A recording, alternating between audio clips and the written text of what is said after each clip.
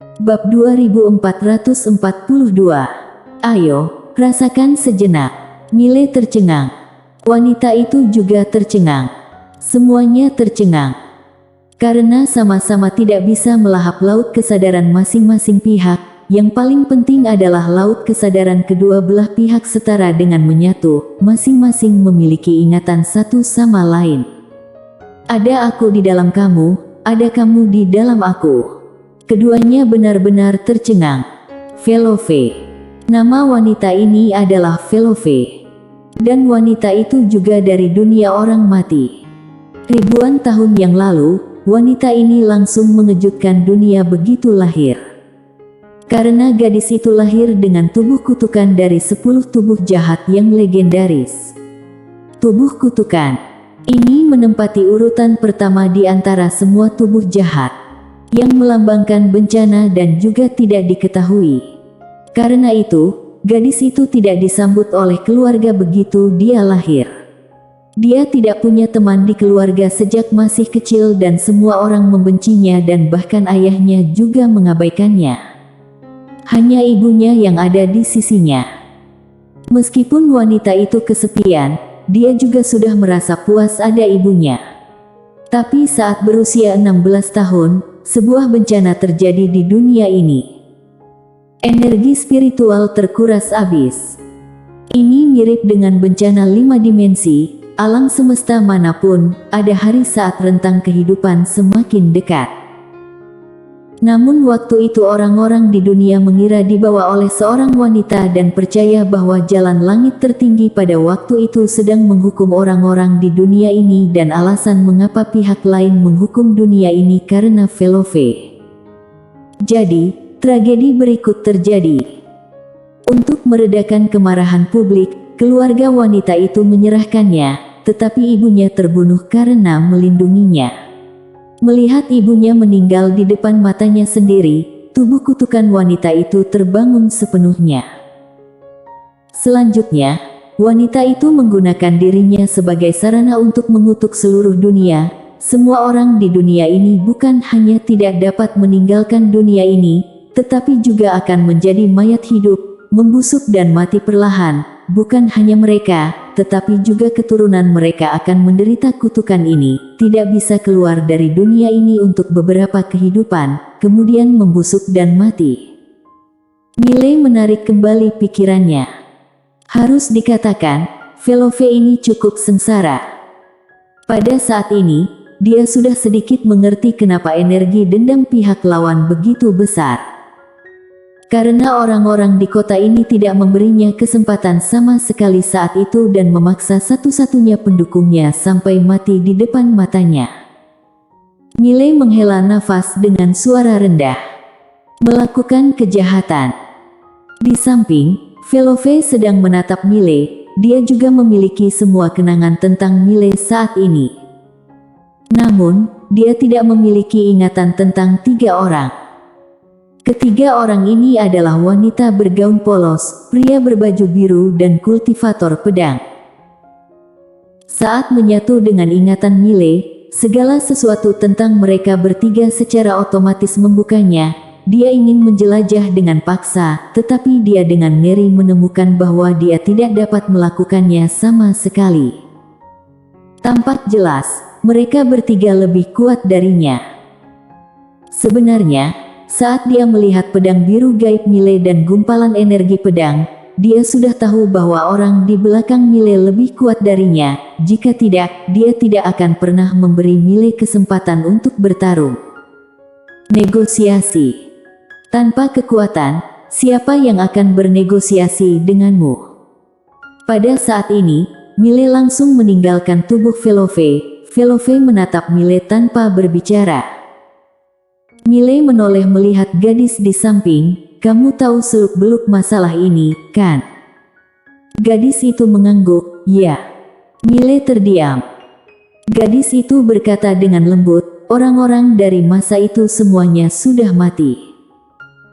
Mile menatap Velove, Nona Velove, aku tidak akan menyuruh orang lain untuk menjadi baik tanpa mengetahui penderitaannya. Mile, aku juga bukan orang yang sangat baik. jika ada yang berani menyakiti kerabatku, aku pasti akan berbuat lebih kejam darimu. Jadi, aku hanya membawa gadis ini dan Nona Jeye pergi, tidak apa-apa, kan? Setelah hening sejenak, Velove berkata, boleh. Melepaskan orang-orang di seluruh dunia. Dia tidak akan melakukannya. Tetapi jika dua orang ini dibebaskan, dia bersedia berkompromi. Mile menoleh melihat gadis itu dan Jeye, kalian berdua, hanya ini yang bisa kulakukan. Jeye mengangguk dengan cepat, terima kasih, Tuan Muda Ye. Jika tidak keluar, cepat atau lambat dia akan mati di sini dan sekarang dia hanya bertahan, karena pada akhirnya dia tidak bisa menahan kekuatan kutukan. Bahkan gadis itu pada akhirnya juga tidak bisa menghentikannya. Mereka hampir tidak bisa bertahan. Setelah terdiam lama, gadis itu mengangguk, baik. Mile tidak berutang apapun pada dunia ini, dia tidak dapat meminta Mile melakukan sesuatu untuk dunia ini. Jika meminta lagi pada orang lain, itu agak keterlaluan. Mile sedikit mengangguk, kalau begitu kita pergi. Pada saat ini, Riva tiba-tiba berkata, aku. Mile melirik Riva, apa aku kenal kamu? Riva. Mile langsung membawa gadis itu dan Jeye pergi. Saat ini, Velove di samping tiba-tiba berkata, tunggu. Mile berhenti, dia menoleh melihat Velove dan merasa ingung. Velove menatap Mile, kamu memiliki semua ingatanku. Mile mengangguk, kamu juga memiliki ingatanku, kita seimbang. Velove berkata dengan marah, seimbang. Apa manfaat ingatanmu terhadap diriku? Dalam hidupmu ini, kamu hanya bermain-main setiap hari, entah berpura-pura keren atau berpura-pura kuat. Apa berharganya ingatan yang berantakan itu? Mile. Velove tiba-tiba berkata, aku ingin menghapus semua ingatan kamu tentang aku. Mile menggelengkan kepalanya dengan tergesa-gesa, tidak mungkin. Velove sedikit menyipitkan matanya, apa maksudmu? Mile berpikir sejenak, lalu berkata, penghapusan ingatan ini akan menyebabkan kerusakan besar pada tubuh, jadi tidak boleh seperti itu. Tentu saja dia tidak akan membiarkan Velove menghapus ingatannya, karena dia sekarang memiliki ingatan tentang semua pelatihan Velove. Semua. Apa artinya ini? Artinya selama memberinya sedikit waktu, dia benar-benar akan berkembang pesat. Velove menatap Mile dan tidak berbicara. Mile tersenyum sinis, bagaimana kalau aku memberimu beberapa kenangan berharga, kemudian kita seimbang, bagaimana menurutmu? Velove tanpa ekspresi, kenangan berharga. Kamu bicara tentang cara berpura-pura. Mile. Pada saat ini, Velove tiba-tiba berkata, aku tidak perlu menghapus semua ingatan kamu tentang aku, tetapi kamu harus melakukan satu hal untuk aku. Mile sedikit bingung, ada apa? Biar aku kasih tahu kamu dulu, aku lemah dan takut mati, jangan biarkan aku melakukan hal-hal yang bahkan kamu tidak dapat melakukannya. Velove berkata dengan lembut, jangan khawatir. Aku tidak menyuruh kamu melakukan apapun, aku hanya ingin meminjam pedangmu. Pinjam pedang.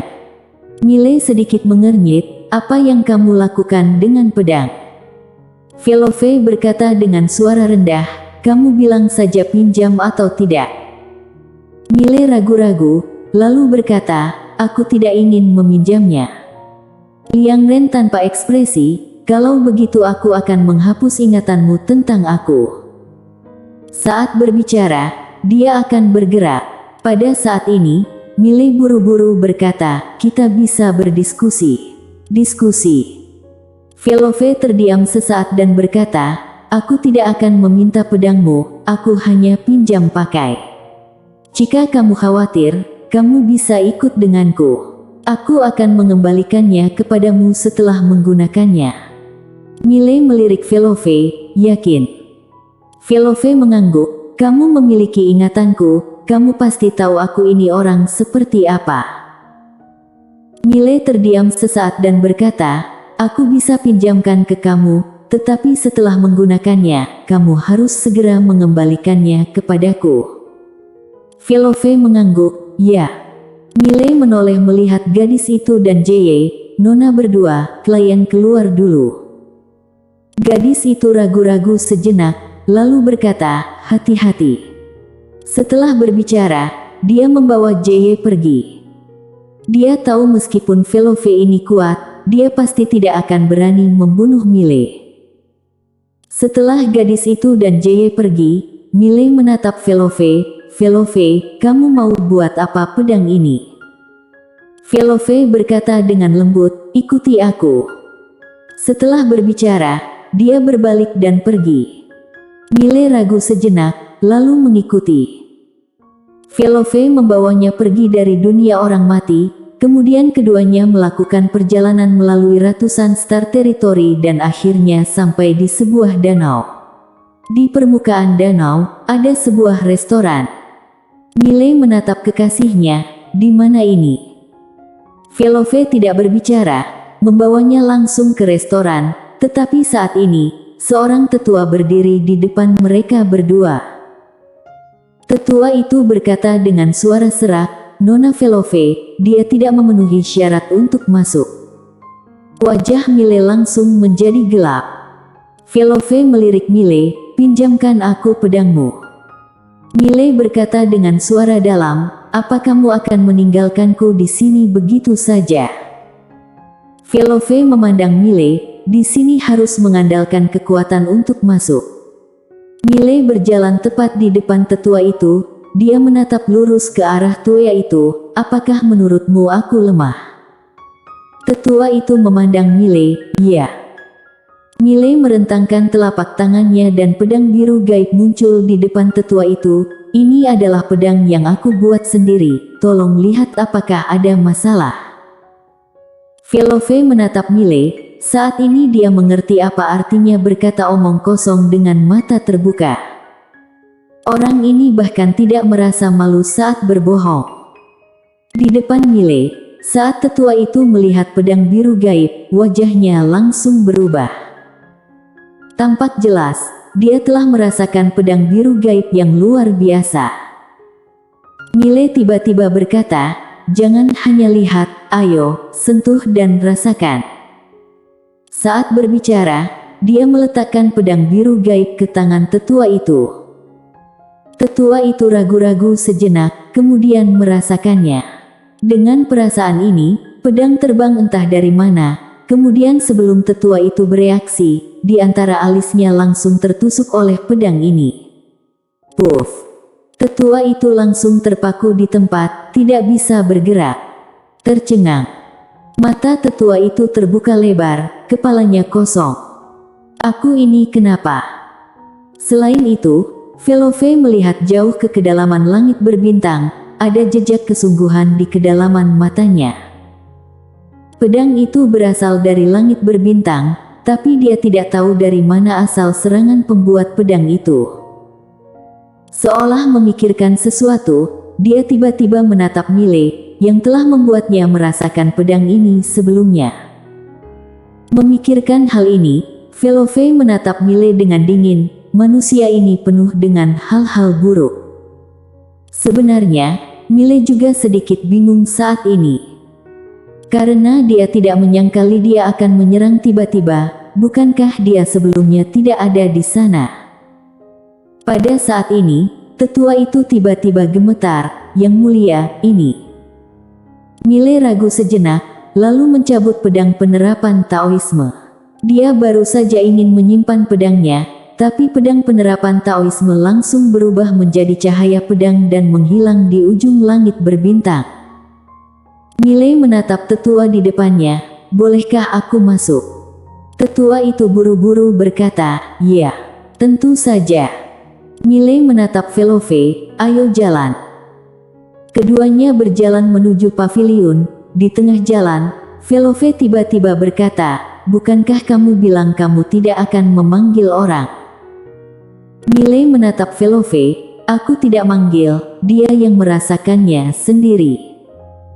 Velove terdiam sejenak dan berkata, "Kamu benar-benar berbakat, Mile." Setelah memasuki paviliun, Mile menemukan ada sekitar belasan kamar di paviliun dan ada teknik formasi yang sangat menakutkan di depan setiap pintu. Mile menatap Velove yang berkata dengan suara rendah, "Naik ke atas." Saat berbicara, dia membawa Mile dan berjalan ke atas. Saat naik ke atas, Mile tiba-tiba bertanya, "Velove, untuk apa kamu pinjam pedangku?" Velove berkata dengan lembut, "Tebas seseorang." Saat berbicara, dia berhenti sejenak dan berkata lagi, "Namun, aku berubah pikiran." Mile hendak bertanya dan pada saat ini, sarkasme tiba-tiba datang dari atas, "Bukankah ini Velove orang gagal? Kenapa ingin mempermalukan diri lagi?" Mile mendengar suara itu dan melihat, ada seorang wanita bergaun hitam duduk tidak jauh di sana, dengan pisau berputar di pinggangnya. Velove tiba-tiba mengambil pedang biru gaib dari Mile, lalu berjalan menuju wanita bergaun hitam. Mile sedikit mengernyit, mau mulai perang. Pada saat ini, Velove berjalan ke arah wanita bergaun hitam. Dia meletakkan pedang biru gaib di depan wanita bergaun hitam. "Ayo, rasakan sejenak." Mile tercengang. Bersambung.